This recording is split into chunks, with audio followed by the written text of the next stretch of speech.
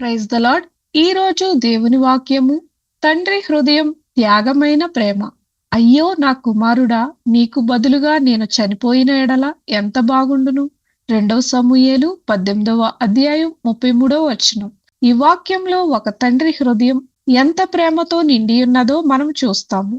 దావీదు తన కుమారుడి కోసం చెప్పిన ఈ మాటలు అతని లోతైన ప్రేమను, బాధను వ్యక్తం చేస్తున్నాయి. తండ్రి తన కుమారుని స్థానంలో తాను బాధపడాలని కోరుకోవడం, ఇది నిజమైన త్యాగమైన ప్రేమకు ఉదాహరణ. ఈ ప్రేమ మనకు దేవుని ప్రేమను గుర్తు చేస్తుంది. మనము పాపంలో ఉన్నప్పటికీ దేవుడు మనల్ని ఎంతో ప్రేమించాడు. మన స్థానంలో బాధను మోసినవాడు యేసుక్రీస్తు. మనం పొందవలసిన శిక్షను ఆయన తనపై వేసుకున్నాడు. నిజమైన ప్రేమ త్యాగంతో కనిపిస్తుంది. ప్రేమ అనేది మాటల్లో కాదు, కార్యాల్లో వ్యక్తమవుతుంది. దేవుని ప్రేమ మనకు రక్షణను ఇస్తుంది. మనము కూడా ఇతరుల పట్ల ప్రేమతో, కరుణతో ఉండాలి. స్వార్థం లేకుండా ప్రేమించాలి. ప్రార్థన.